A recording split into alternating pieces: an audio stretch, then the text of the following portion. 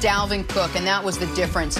Dalvin Cook on fire. 226 total yards, 4 touchdowns for the do-everything running back as the Vikings shocked the Packers. This one at Lambeau, by the way, a 28-22 win. Mike Vick back with us now. Mike, you surprised Aaron Rodgers and the Pack lost to the last place Minnesota Vikings yesterday? Very surprised, but I know in the NFL on any given Sunday, Monday, Thursday, like we always say, you can lose, and you gotta go out and earn it. You gotta put forth your best effort and pull out games. Nothing's gonna be given to you. But if I'm the Green Bay Packers, I got to look at my defense overall and say, what are we lacking? What are we missing? Because to give up 163 rush yards to Dalvin Cook, even though he's a dynamic player, you still got to find ways to combat that because teams are going to be looking to run the football against you for the rest of the season, the best way they can.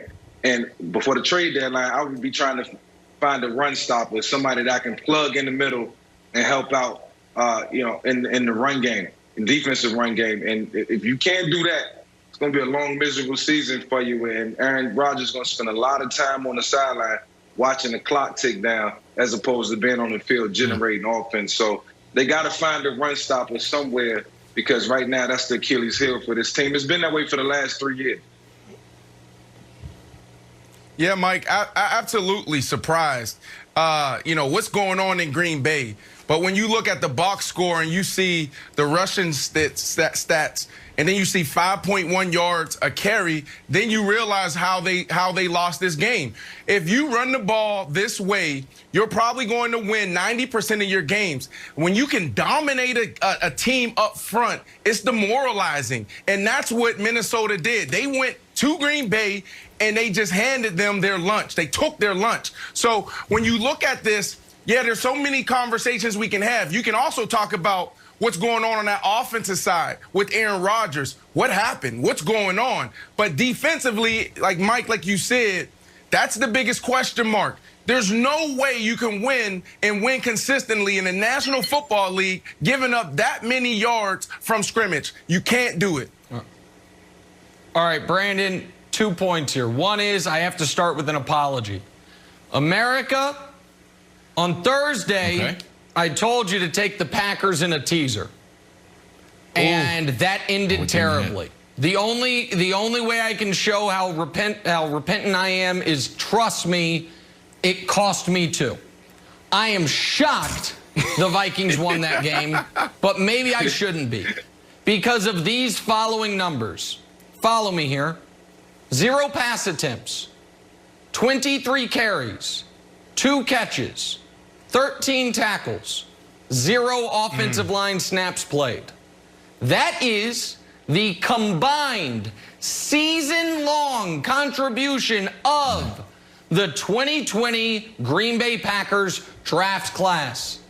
And America, while we were all saying, why'd you draft a backup quarterback? Well, right after that, they drafted a 3rd-string running back. And right after that, they drafted an H-back tight end. And right after that, they drafted an offensive lineman who's on the practice squad and a linebacker who can't play. Hey, you know who maybe would help that run defense, Mike Vick?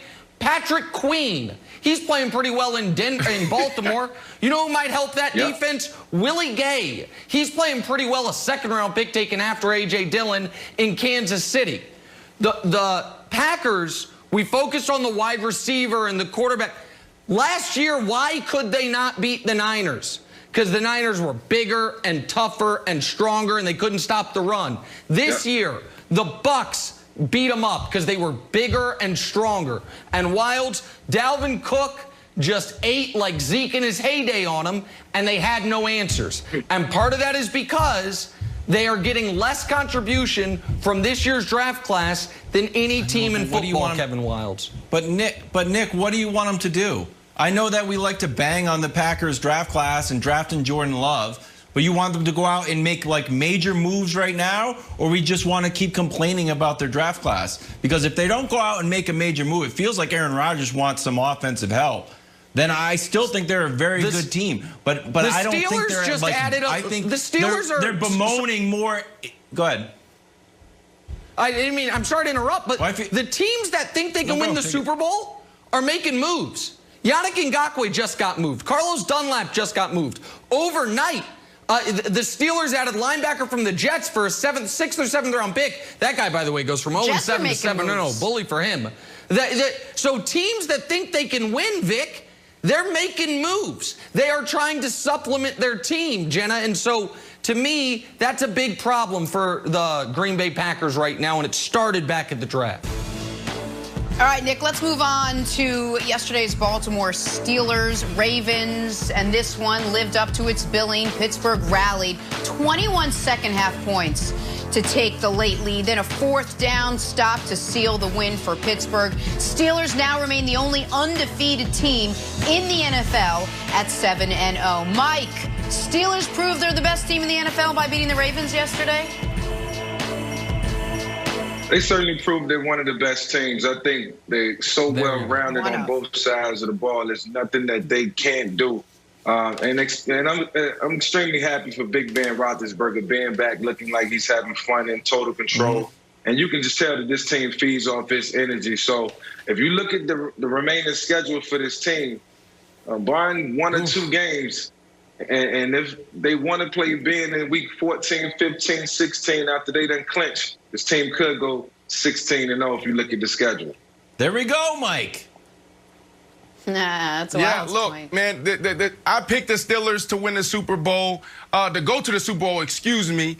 But they did not prove that they're the best team. They have a lot of work to do if they want to dethrone, Nick, your Kansas City Chiefs. Also, you have the Seattle Seahawks out there who's playing really well, just got back on track, and also the Tampa Bay Buccaneers. So are they the best team?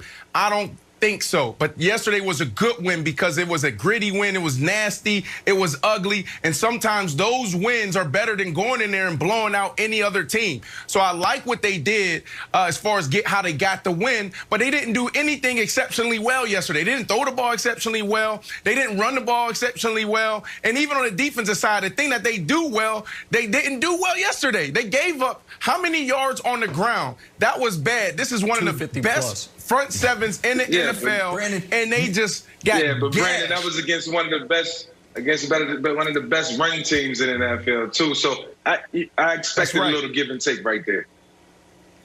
Brandon, I think you've got a long career in sports media, but you have a very short career as being a publicist for the Steelers, who are now 7-0 for the first time since 1978. You picked them to go to the Super Bowl, and your big takeaway is the Steelers aren't that good. They're not pretty much good at anything. I'm out on the Steelers, by the way, to the Super Bowl.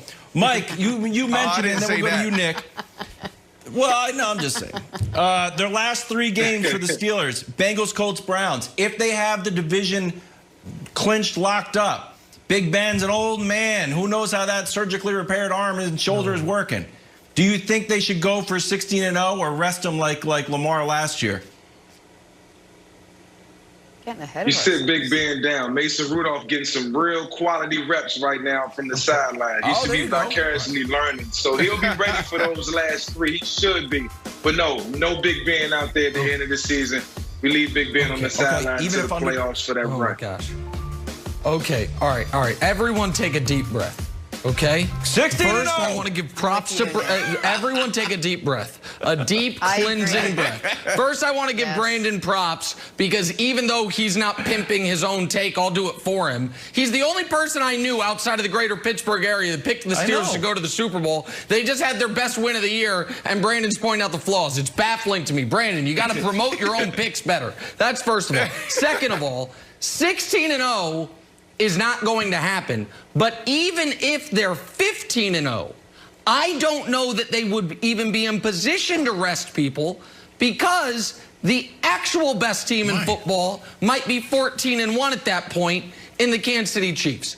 And so to answer Jenna's question, we're in a position right now in the NFL, Jenna, that is very similar to the position the NBA has been in the entirety of the last decade, which is we know who the best is, so the debate is about who the second best is. And sometimes you get a trophy for that. In the NBA, very often you get an MVP trophy, even though we know the best player is LeBron. We know the best team's the Chiefs. Everyone knows the best team's the Chiefs. You know how I know the Chiefs must have played great this week? Because they're not being mentioned on the show one time. And so that's the standard they're at.